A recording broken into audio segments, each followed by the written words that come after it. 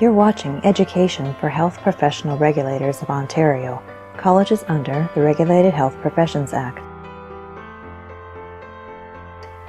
Richard Steinica is a senior partner of Steinica Mikura LeBlanc, and he practices exclusively in the area of professional regulation. Richard is a noted author of the Complete Guide to the Regulated Health Professions Act, which, because of its comprehensive nature, has been cited by courts and tribunals, even in cases dealing with non-health professions. Marshall Molesky is the past president of the Federation of Health Regulatory Colleges of Ontario, and he serves as Chief Executive Officer and Registrar of the Ontario College of Pharmacists. Join Marshall and Richard now as Marshall poses a number of important questions on behalf of those of us who want to know more about regulating healthcare practitioners in Ontario. Richard, this is a question that's close to my heart. What is the role of the registrar? The registrar has two roles. The first is that the registrar performs some statutory functions, for example, registering applicants, appointing investigators. In addition, the registrar acts as the chief executive officer for the organization. There's lots of names for this: CEO, executive director, chief operating officer. But in essence, the registrar partners with the council to help it achieve its mandate. So some examples of things that the registrar does in the CEO role is to oversee the college's operations, to provide information and support to council so it can make appropriate decisions, to then implement the council decisions. The registrar is absolutely crucial in nurturing external relationships with the ministry and the professional associations and others.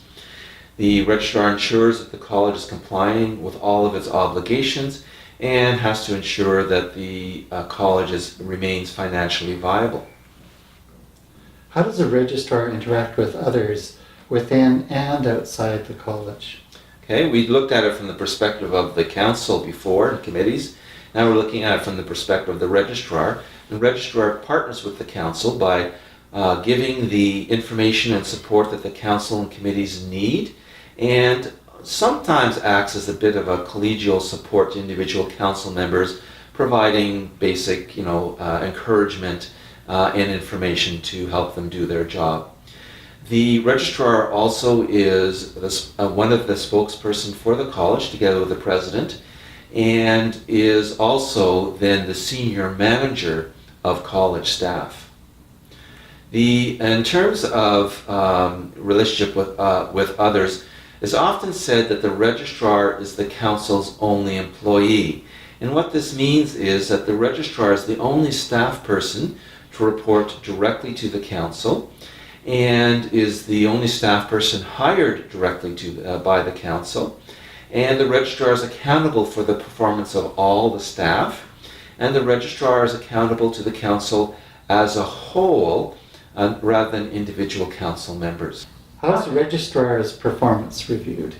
This varies from college to college, but typically there's an annual performance appraisal done by the entire council, even if the results of that appraisal is communicated by one or two representatives of the council. It is a council decision.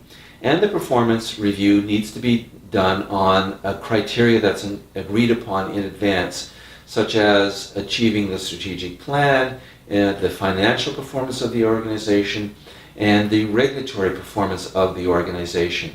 Of course, regular employment law applies to the relationship. So let's look at a scenario here. The registrar observes a number of media stories questioning the confidentiality of ICRC outcomes. The registrar assigns a staff person to research the issue, including surveying other regulators.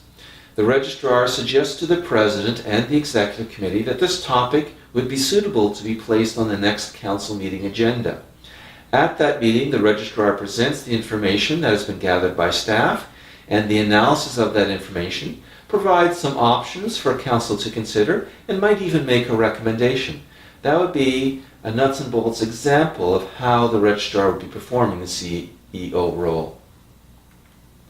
What is the role of college staff other than the registrar?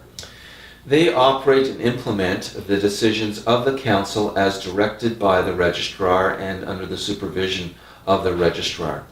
So they would do things, they would operate, perform functions such as doing policy work, like the scenario I just gave you. They would administer the regulatory activities of the college, like registration and complaints, and they would support the college committees. How do college staff members interact with others? Since they're supervised by the registrar, they would report to the registrar, and they would have performance review by the registrar, or in a large organization, someone acting on the registrar's behalf. They would also interact administratively with committees, providing support, for example, documents and scheduling, but not so much on direct policy work. And then they would communicate externally on behalf of the registrar on administrative matters. So, for example, if the college were to submit a regulation to the ministry will have a lot of questions about that regulation, and typically the registrar will assign a staff person to answer those questions. Thank you, Richard.